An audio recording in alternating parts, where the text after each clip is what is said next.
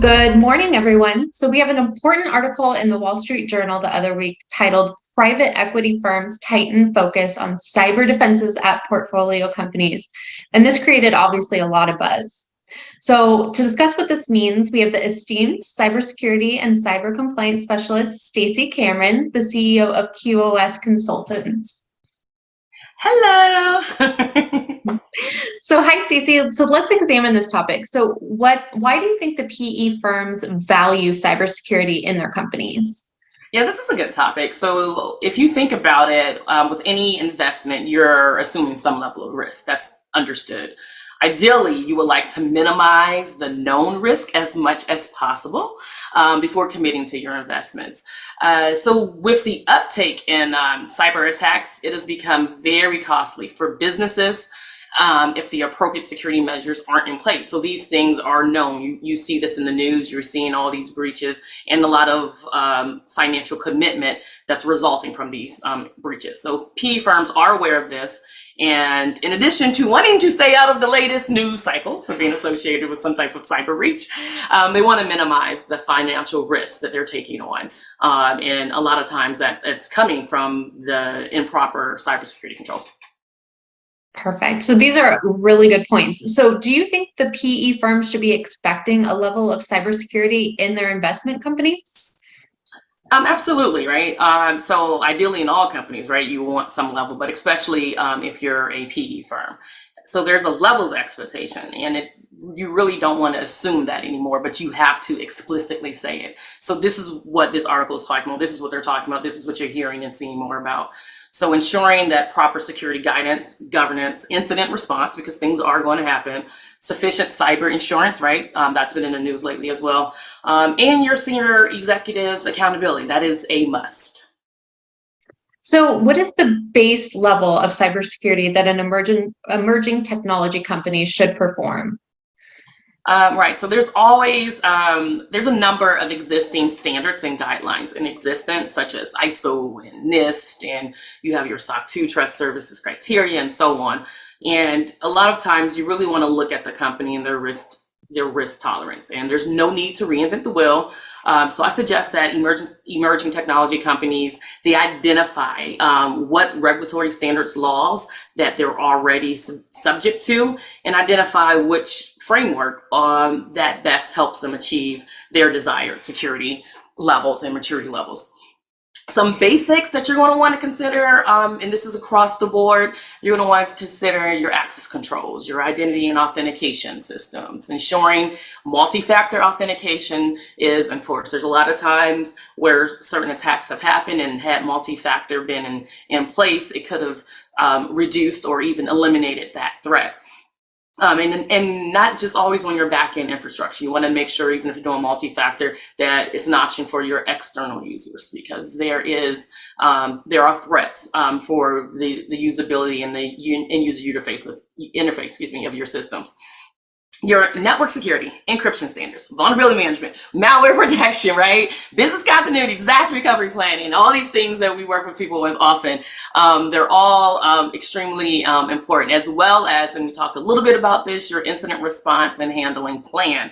Because breaches, and security incidents, they're just going to happen, right? But if you plan appropriately and you're identifying these incidents and you're containing them and you're reporting appropriately and recovering from these incidents, it's essential. So if you do all those things, then you would put yourself in a better position. So those are sort of the basics that you should put in place.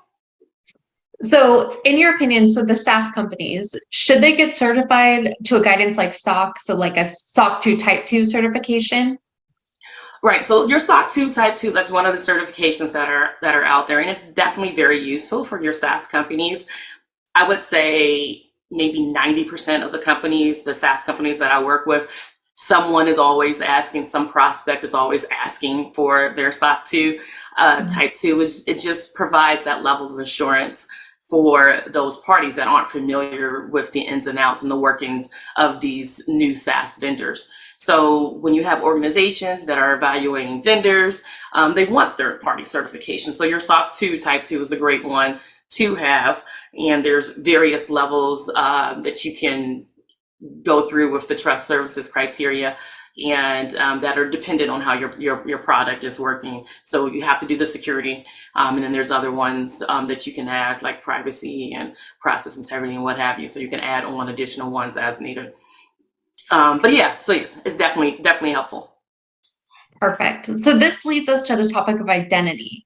So is identity security a big part of the security baseline? And also, should the PE firms expect some type of identity governance in these companies? Identity, right? We're YouAttest, so we definitely need to hit on identity. Yeah, absolutely. So many of the breach networks or attempts to breach a network involve attacks to compromise various identity roles, whether the attacks are targeting insufficient identity requirements or easily compromised identity roles within your systems. Your identity security is high up on the food chain of exploited vulnerabilities. So it's essential to ensure such principles like least privilege, your separation of duties are being followed, and not just being applied, but reviewed and monitored. And your users, of course, your users are your weakest point. So making sure your users are appropriately trained. And often using automation like something like YouAttest will increase the efficiency of these activities when you're managing identity. Perfect. So I know you breezed over it, so I just want to capitalize on it. So this is the fun part, right? So this is where QoS and YouAttest as a package come in, right? So ensuring the identity governance of the identity so that these companies have their users and roles reviewed for proper permissions. Am I correct in that? Absolutely. So many people just may not know where to start, right? So, or understand their appropriate risk tolerance to apply necessary security controls, including when you're dealing with identity management. So QoS can help with understanding your environment, building your strategic plans and what have you, and understanding the threats that are posed specifically to your industry and your infrastructure. Especially when it involves your identity and access management or IAM solutions. YouAttest can help with the automation, right? So for your identity governance, you have organizations that may not have a single IAM solution. So they're dealing with multiple roles and multiple systems, and you kind of want a central location where you can sort of manage and review those requirements. And not only does it help from a security aspect, but it also helps for those who have regulatory requirements, right? So it meets those requirements on auditing and reporting with your user controls. Perfect. So I know everyone's going to be excited about this. So how do we reach you over at QoS? So you can reach me at info@QoS Consulting Solutions with an S.com, or you can go to our website, www.QoSConsultingSolutions.com, or you can find me on LinkedIn, Stacey Cameron. Perfect. And then, of course, we at YouAttest can be reached at youattest.com or just write us at info@youattest.com. Thank you so much, Stacey, and thank you for all of our viewers. I appreciate it. Thank you, Ashley.